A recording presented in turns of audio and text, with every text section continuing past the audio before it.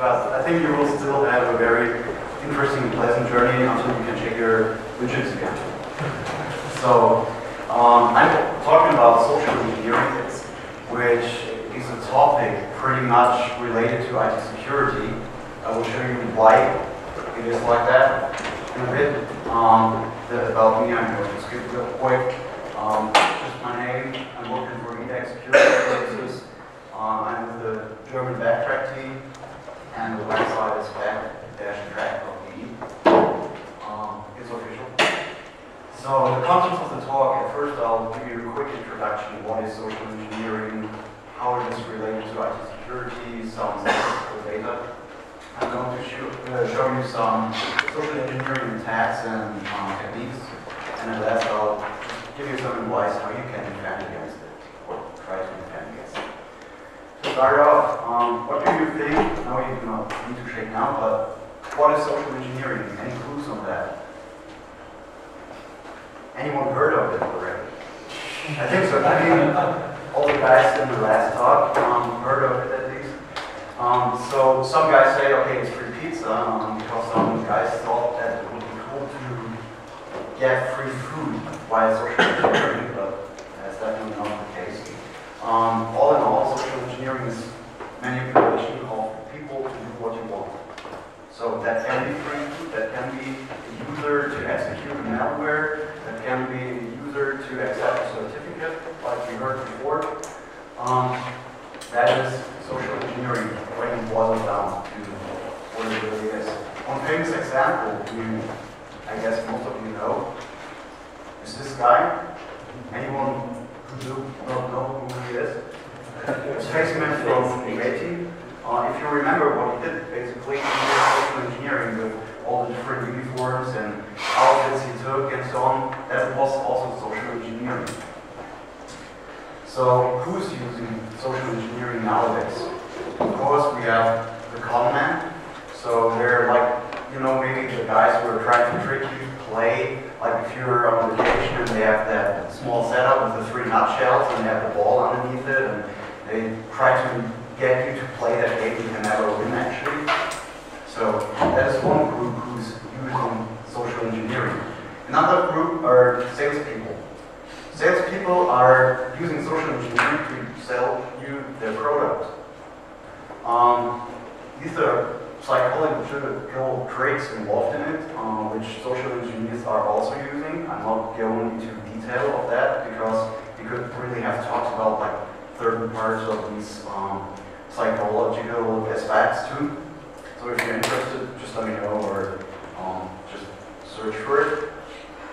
So another group who's performing obviously social engineering are hackers. Black hat hackers, but also white hat hackers if they're doing some security assessments, for instance. And there's still place for another group. What do you think? Who else is performing social engineering? Any groups? Any ideas? Politicians. Politicians, yeah, obviously. But seriously, everyone else is performing. Every one of you, if it's intended or not intended, if you really know that you're doing that, but every social interaction is kind of social engineering, or can be. For instance, imagine like a small child at the supermarket, you know, and they see a candy bar at the checkout, and they definitely want to have it. And they cry and they say, "Mommy, please buy me that candy bar, I want to have it." That is also social engineering, because they are manipulating the parents in order to buy them the candy bar. And that's kind of psychological aspects like social proof, because the parents do not want to stand there and look like bad parents, yeah, to the other guys standing around. So most likely they're going to buy their children the candy bar, and the child will remember, okay, last time it worked, so next time it will work again. So that is also part of, or that is considered social engineering.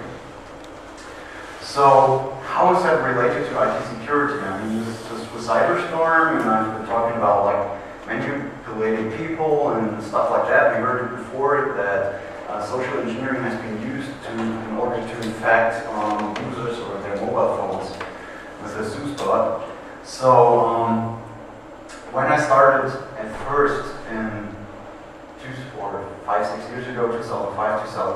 versus IT security, it was still easy to just exploit a server running a service running on a machine. You never had to interact with any person, with anyone, and it was pretty easy.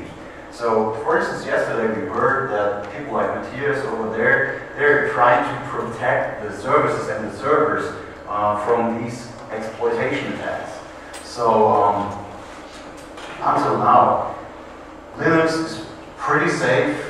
It's mainly being used on servers and it spreads more to desktop machines, but still, I mean, the main focus, or it's most spread on server machines. It's pretty safe. Nothing is 100% safe, but if you compare it to Windows, Windows is not really safe.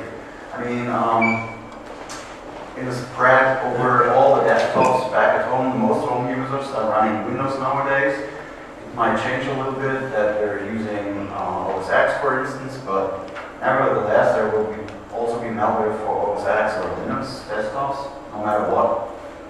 So, if you compare that, if you combine that with anti-smart humans, if you cannot read German or if you cannot see it, I think you know the show and asked like, what's the first name of George W. Bush? And she also took the 50-50 chance and so it's like, if you combine that with Windows, these people who are just trusting or are really stupid on using the brain, they're just, that's how like malware can really spread, where you would say, okay, if I'm thinking for 5 minutes, how stupid do people, or how stupid are people in order to fall for any attempt to really click on a bad link or to run some malware on the machine? Yeah, there are so many people out there who are really not thinking at all. Just to give you some idea about like how many money has been lost to social engineering. What do you think the top phishing countries? Phishing is hard. It's a social engineering attack. What do you think which country most attacks originate from? Any ideas? States.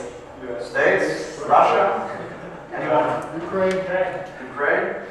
China is also often mentioned, but in fact it's the United States. They're the top country where phishing attacks originate from, or at least the servers, IPs in the States are used, and they're also the top target. So, top phishing targets, of course, obviously, are bank information, account information, all that stuff.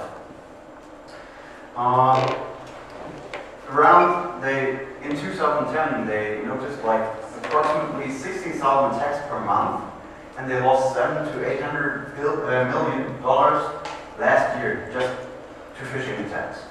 That's just the United States. I think that is quite a big number. That's also a big business. If you look at Europe, I'm sorry, I just had an example for Germany and some numbers for Germany. So we didn't have that many attacks, we just had 5,000 the entire year. But we still lost about 70 million euro, which is around, let's say, 20 to 25 million US dollars too. So the issue is we also have a 70% growth compared to 2009, so you can see where this is leading. Is that all? Just $1 billion US lost in 2010 to phishing? Yeah, stupid question. If I ask a question like that, obviously the answer is no. Why is it like that? Because the dark figures are way higher. Most people do not even notice, or they do not want to go anywhere and report that they have been attacked by a social engineering attack. Since it is not that well known as like the virus, where you can say, okay, I just had a virus, most people do not even notice nowadays that they have been attacked by a social engineering attack. So if we go on and have a look at the different attack methods, techniques, most of you know the phishing, how it started. They just sent out a lot of emails, they just had stupid text in there, it was just going through Google Translator or whatever they used. I mean, it was not really accurate, and you could tell after time, like all the spam mails and phishing mails from all your relatives from Africa, for instance, who died and left you like $2 million, and you just had to pay like $2,000 in order for them to process it and to send you money or whatnot. I think most of you know how that worked. Well, there's actually an evolution of that because they found out that that kind of phishing doesn't work that good anymore. So what are they doing? The evolution is called spear phishing. Spear phishing means that they're picking and focusing on specific targets, so they find out information about these targets, and they forge and they create the phishing mails just for their target. So if they find out about you, for instance from social media or from whatever website that you're, say, interested in playing golf, you know, they could just create an email about like a new golf store opening up and on the internet, and they have like a special discount, and they just ask you, hey, why not go there and check out? We have a discount of like 20% for the first week. Just go ahead and find it out and look for yourself. Might be interesting for you. And you go there and you open like a PDF file, for instance, and it has some kind of malware in it, and you're screwed. So since they're using like this technique to more focus and see what the target is interested in and limit it, they're even more successful nowadays. So another thing being used for social engineering attacks are USB devices. One thing is they're just used very easily. So you could say, okay, our company's policy is no one can just bring a USB device into our company. Some are enforcing that via device control. Who here is using device control or prohibiting the use of USB sticks in the company? Okay, we have a couple of guys here. Most companies do not yet, but it's quite hard if you see that teddy bear. Someone might have it at their keychain and just say, okay, that's a teddy bear I received from my daughter, so no one will see that it is a USB stick. And if they bring it along, it might be infected. I use quotation marks because sometimes it's intentional that it is infected.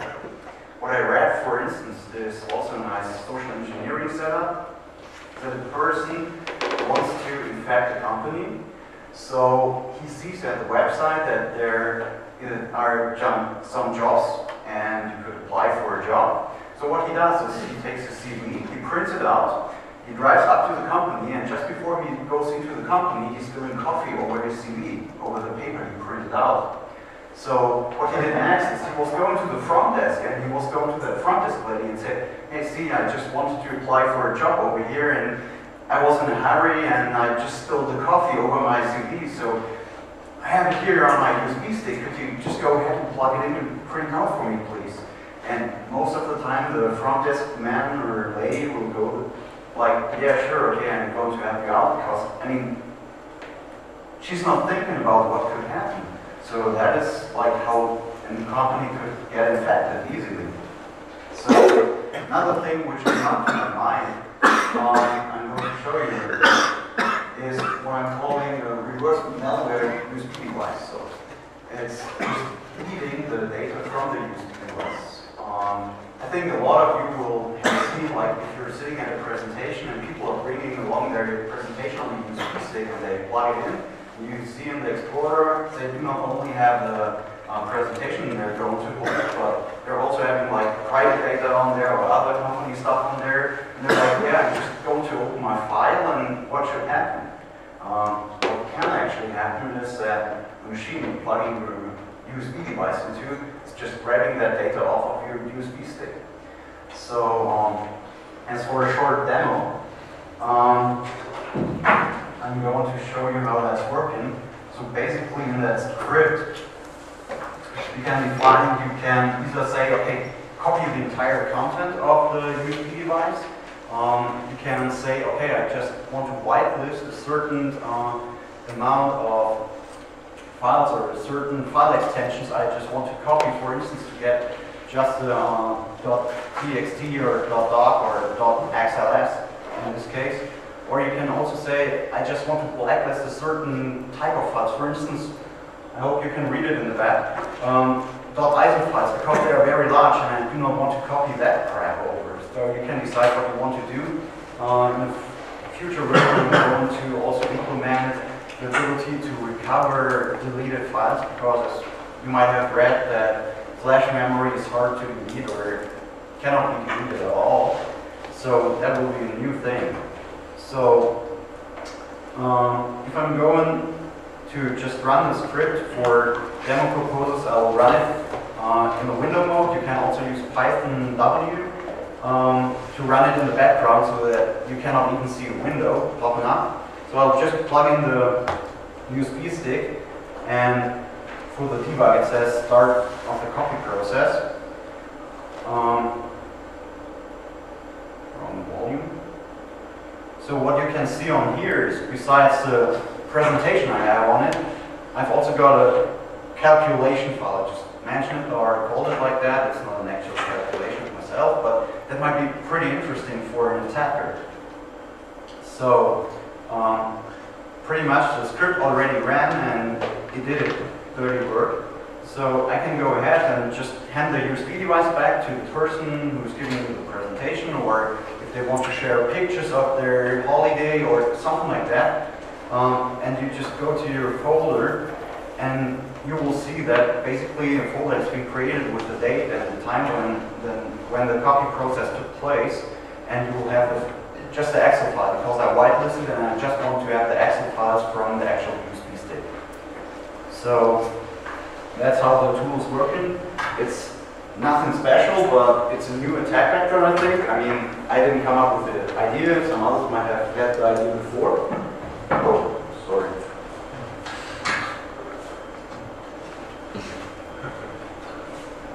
So, okay. I'm not going to repeat everything. I hope that you still heard it back. Another very common thing is impersonation. So, like in the beginning when I showed Faceman from the A-team, it's pretty easy to pretend to be someone else. I mean, who will really check if you're whatever, Michael Müller or whoever you say you are, and if you come up with a certain story again, like if you think, how would the person act, and if you really create a character, you will play a believable role. If you really come up with a person and with a history to that person, like where he's studying, what he's working, if he's married, if he has kids, and so on. And the better and the more you think about small details about the person, maybe they have like some mental disease or they have some illnesses they can talk about, and if you say, okay, my person I'm coming up with should have a certain thing going on or a certain disease, you should know a little bit about that at least, and make sure that if someone would really jump for that, that you could talk to them and they wouldn't really find out that you're just pretending to be a certain person. So what you also could do is, that is an ID card of the German police. I just found on Google. I absolutely not recommend you to impersonate any kind of law enforcement agency. That will get you into big trouble.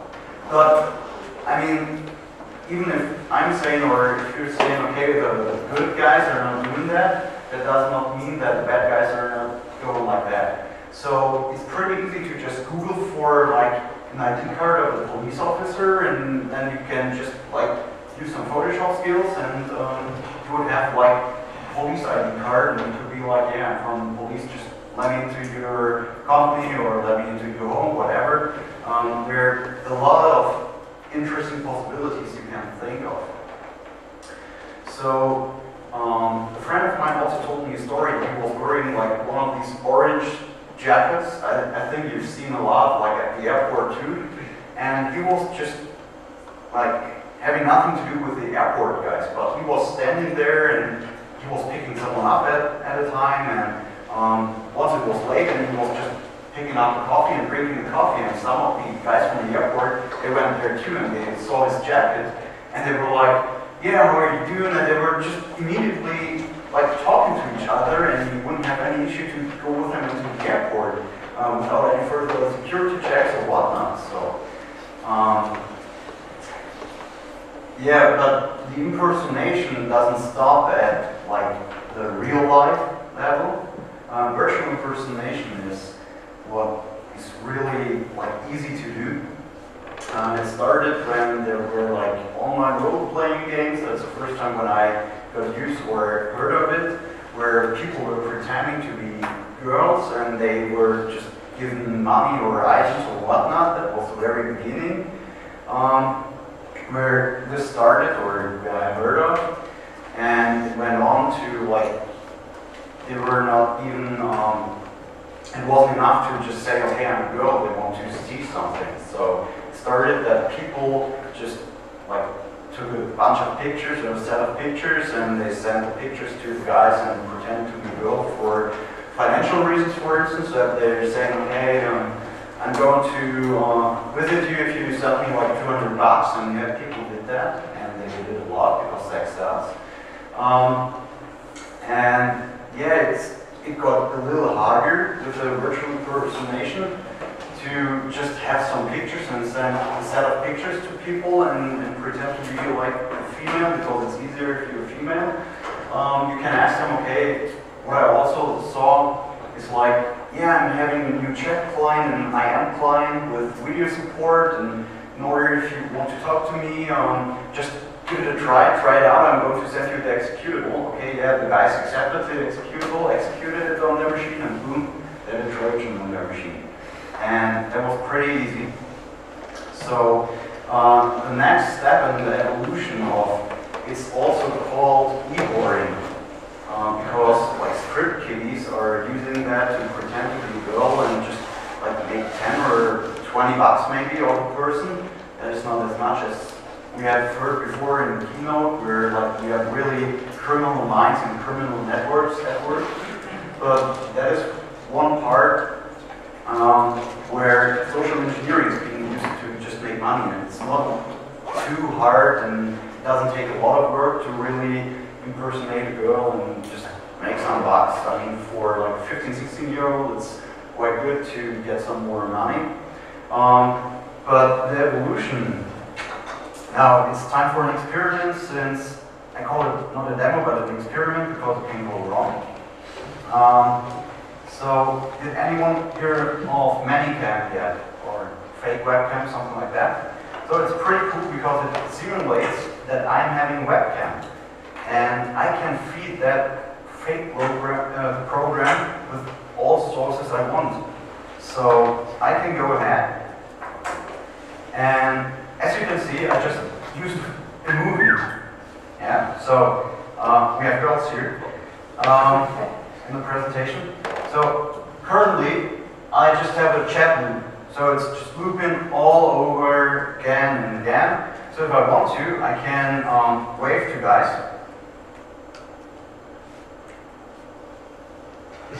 Yeah. And I'm going back to my chat loop. If I want to, I also can blow them a kiss. So, and yeah, if you see at the bottom, I'm not going there now, but just a quick demonstration and experiment. There are places like chat roulette where you can just chat with different people and they just match you with some random people. Yeah, it's pretty easy to find guys, and via the internet, I mean, you know, like social media, you're giving out more information and you're gaining trust more quickly. So, just as an experiment, I'm just going to show you real quick how that can go. If you're offended by, I mean, there are really sometimes sick persons on there, so, no, seriously, you might just see a naked person there, they're just sitting there and like, there's nothing else. Can you do this way? Can you vote now? Yeah, is it working? Yeah, but if I click on it, it's not working, so, just let me see. So can you all get off the wireless network real quickly so that I can use the network? Yeah, let's give it a moment. But usually what it does, it's just taking the picture I'm having in my program here, and will use that as my webcam. So even if I do not have a webcam at all, I I call mine a Logitech webcam because certain sites, they realized that people are using fake programs and they limited the usage, and since I just changed the name of my camera, it's still working. Let me see, maybe the Firefox is working.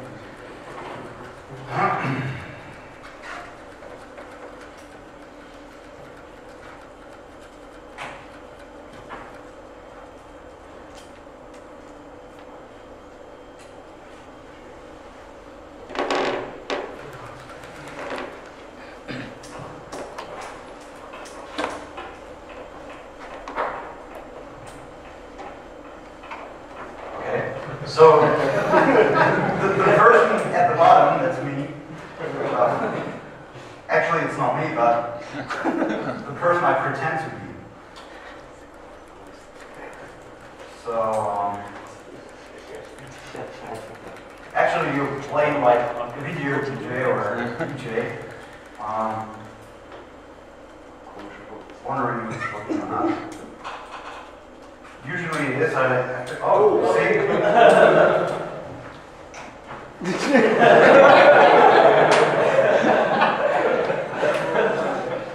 So it takes like, yeah, we're limited on time, but usually it takes, okay, I think he already knew the video. I mean, oh, he is? So, yeah, but there's really a scene for, that's why I call it an experiment. But they're really sharing these video packages, and sometimes they're also selling it.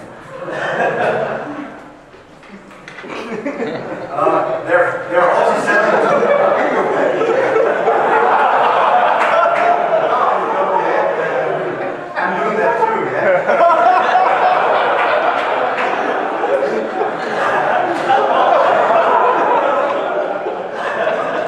Can be a lot of fun. And I mean, that might be perfect. I could go ahead and ask for it.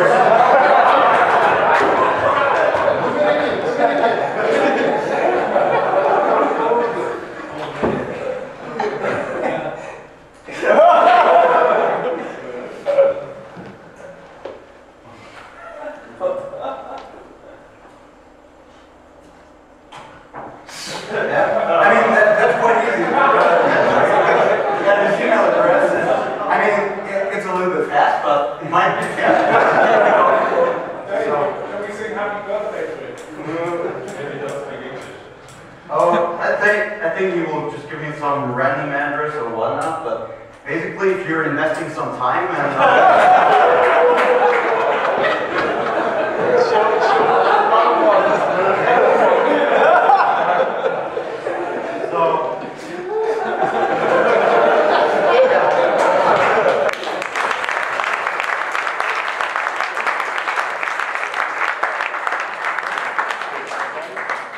so the possibilities are endless basically, and there's a real market. I mean, most of the video packages you get for free.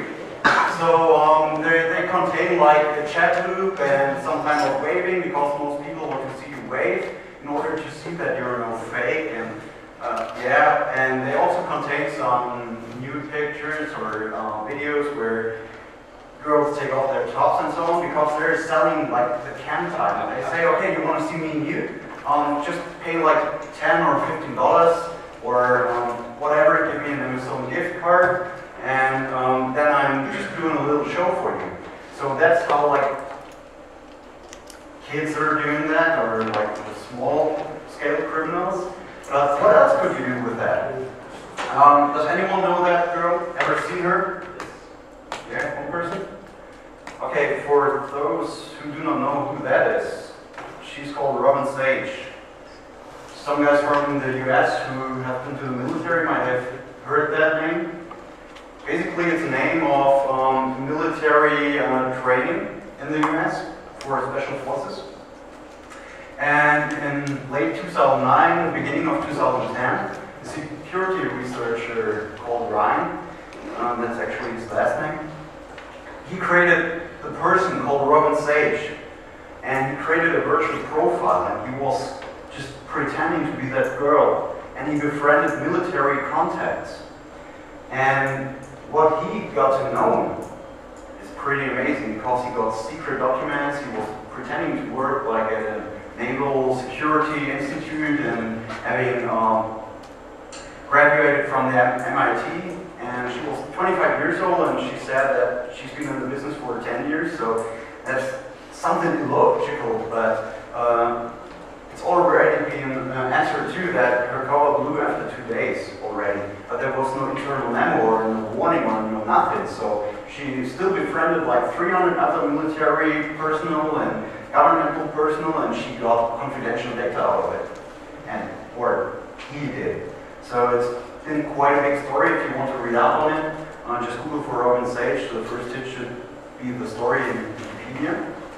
So that is like taking it onto a different scale. It's not just like 10 or 20 bucks per interaction with a guy on webcam who thinks, hey, he might just be lucky today. This is a different level where you have to keep in mind if you're employee or an employee at a company or other employees at a company, they also have a private life, and they still take like their knowledge, whatever they know, and have it in their head. They do not like just put it down if they leave the workplace. They still have it with them, and if they're going home and they're like on a chat like that, and they have the perspective of seeing a good-looking woman talking to them and maybe giving them a little show, they may also tell them, hey, yeah, today I'm working on this and that, and you're getting trust, and you're getting like kind of a virtual relationship, and people are just not thinking about it. They're like, yeah, that's easy, that's great, that's just nice, I'm a lucky guy today. So that's a very famous example of what else social engineering could do, besides just helping some kids to increase their pocket money. Social media, the dirty little helpers. Social media helps to profile and to find out what people like. What I mentioned before with spear phishing. Social media is great to find out like which kind of music a person is listening to, which friends they have, and so on. So I think we do not need that to wake people up. So social media is really used to create profiles, and if you're like saying you're focusing and you want to social engineer a certain person, it's great. You're just going on to Facebook to see if the person's there. You go to MySpace. Okay, MySpace is not that popular anymore, but you get the point. And any one of you heard of Blippi? So Blippi is a website where people are sharing what they just bought with their credit card. I mean, it's like Twitter for credit cards. Like saying, okay, I just bought at Amazon, I bought a book about IT security, and another person just bought like a new fridge at the local Wollmann or something like that, you know, and they're just giving out this information. And if you just correlate all this information, you can come up with a pretty good profile. I mean, not everyone is as stupid to really show their or publish their credit card information, but a lot of people are doing that. I mean, either they want to show off how many they or how much money they can spend or something like that. But yeah, social media is dirty helpers of the social engineering. So to come to a conclusion, what can we do basically about social engineering?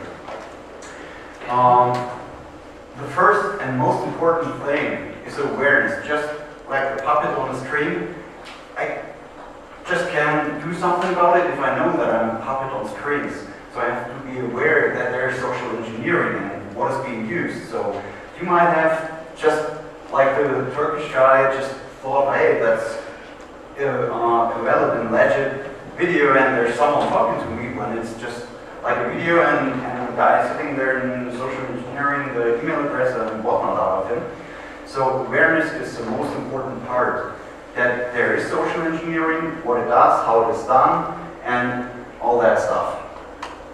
Then there's also training, like training for companies to actually how they can protect against it, to show them how it's done, to just give them a quick rundown. That's pretty good. And then there are also security audits. In the States, it became common that penetration testing is not only technical penetration testing, it's also containing social engineering, because the bad guys are also found out that social engineering is a great part in compromising the system or infiltrating the system. So over here we still have a discussion, and I recently had a discussion with a friend of mine, and he's also in the business, and he says you cannot lie to people intentionally, and you cannot pretend to be someone else. That's just not good. And I say, yeah, but on the other hand, I mean, I'm not going there to say, okay, exactly this employee or that person is doing something wrong. It's not about that, but it's to ensure that people know what's going on and how they can be attacked. So, in my opinion, it's important, and if you're considering to have a penetration test for your company, just ask for social engineering too, because I think it's a very great and neglected attack vector nowadays. So, to also show you some tools which can help to defend against it, one is called TinEye. Did anyone hear of that yet? Okay, you got it. So what TinEye basically does, it checks images. So, sorry, we don't need you anymore. I can venture out to have a answer. Basically, if you go to tineye.com, it's an image search, and it searches for images you're uploading to it. There's also a plugin for the Firefox, so you do not have to download the picture at first. So what I'm going to do is, I just pretend that I received a picture of a girl, and she was like, yeah, that's me and whatnot, and I have a little doubt about it, that this is really this girl. So I upload the picture to TinEye, and it's going to, as it says over here, reverse image searching. And boom, I have 113 results, so that picture is most likely not her, because here I can see on which pages the picture is already used, which file names it has, and whatnot. So another cool stuff about that is, you might say, okay, that's one picture, but what if someone else is the picture? So here, what I did before, I used my pro Photoshop skills.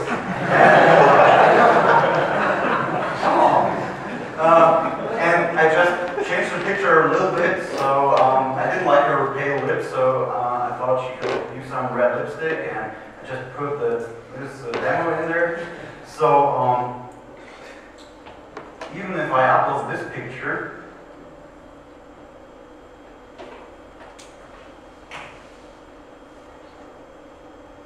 oh, yeah. I just clicked on one of the search results accidentally. So if I upload that picture too, it will take a moment. And as you can see up here, there are still 99 results, and it shows you like the original picture.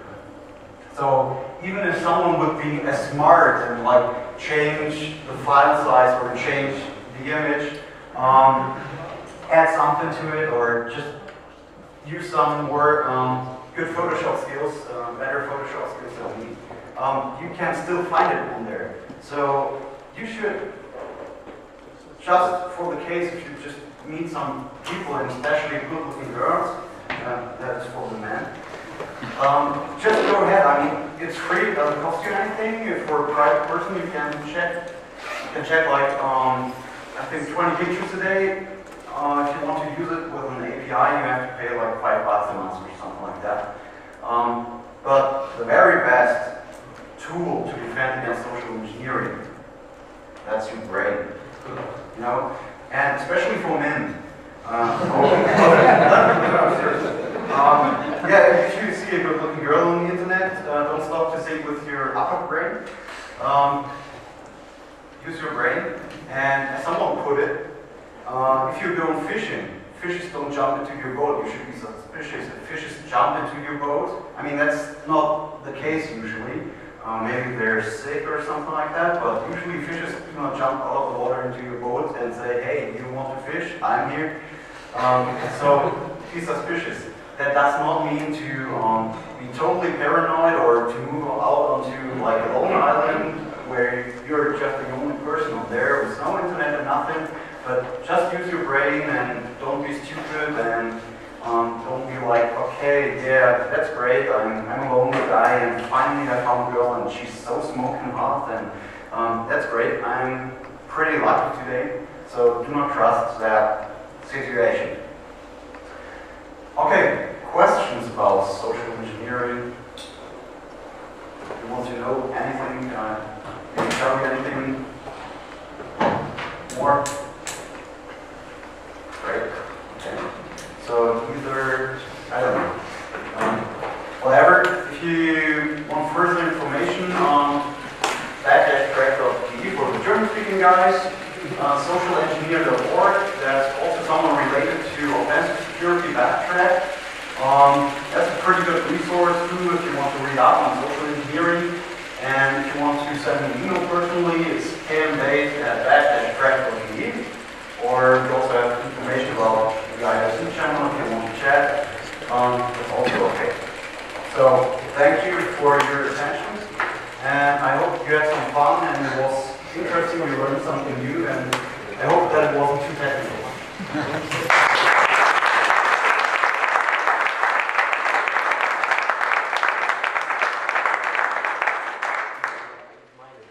So I also tried to keep the questions small and the answers just to a couple of sentences.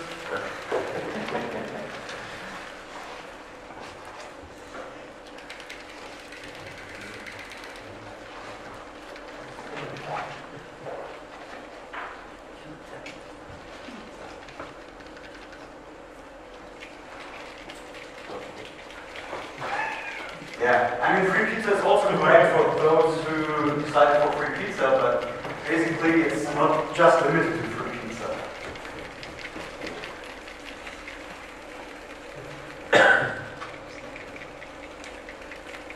So, I hope my English is correct there.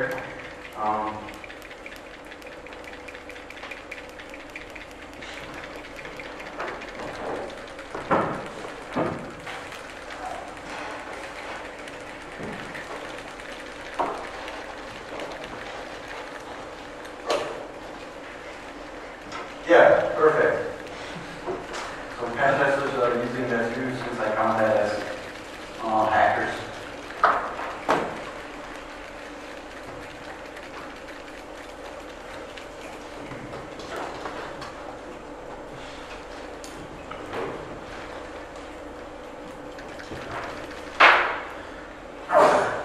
Bless you.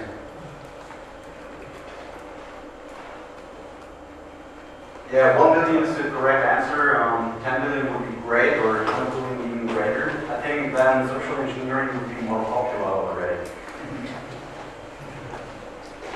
Okay, and last question. Oh, that's defense and social engineering.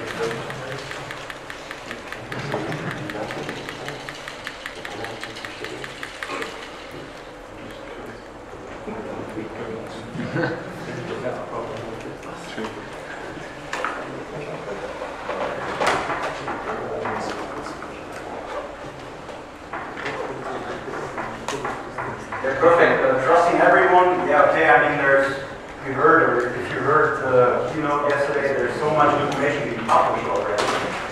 Trusting everyone is kind of also an option, but not trusting anyone is a valid option too. But you have to be aware that if you're too paranoid, it won't do you any good either, because then your life will be like, yeah, you will be expecting that everyone is just like trying to, fool you in some way. Yeah. I have one small remark. Like, one of the biggest sources, or like the biggest reasons for phishing in the US was to get credentials for online banking and all that stuff. And from a Swiss perspective, we have to know that US banks only use username and password. And if you have these two things, you can do transfers and that stuff. It's like a Swiss bank actually added some hardware device that verifies the transaction when you, and even if you get, like, lose all your credentials, you still have the hardware device that verifies your transaction. So even if you are successful to do the phishing attack, and you get the information, you're not able to do the money transfer. So that's also some form or some defense against these social engineering. It is, definitely. I do not know that everyone knew the remark. The remark was that US banks usually just use the username and password to authenticate their users. And for instance, here in Switzerland, that they're using like a hardware token too. Yes, but in the US, they also are using some more technology nowadays. So that's why, like, Depends on the bank. but that's why they're usually aiming at like getting a PayPal transaction or getting like an Amazon gift card, because then it's quite easy to cash that out. And people do not worry. Like, if you look around on the forums where they offer like also these video packages, for instance, they're like talking about how they can cash out, and it's such a small amount that you do not worry if they get busted, because no one will complain about like 15 bucks. And hardly anyone will go to the police and say, hey, okay, I just paid $15 to see someone else tripping, you know, and that won't work. Yeah. Is that illegal at all? I mean, to me it sounds like you're providing a service, right? You're showing that girl and the girl is tripping, whatever. So, is that actually a crime, or is it just, let's say, socially undesired? I would say it's depending. I mean, it's also depending on the laws of the land. But what some people did, because they were not successful with getting money out of sending pictures or showing a video, they were later on going and telling the people that they're underage. So actually the person who was watching them or getting the nude pictures of that girl, he was committing a crime, because he was paying or looking at basically what's considered child porn. I mean, if you say, okay, you're 16, that's not actually a child anymore, but you know, it's still under 18 or 21, whatever. So, and then they blackmail the person to actually send that money. So there is something coming up, I would say. That's my prediction. Okay, thanks again. Have a lot of fun.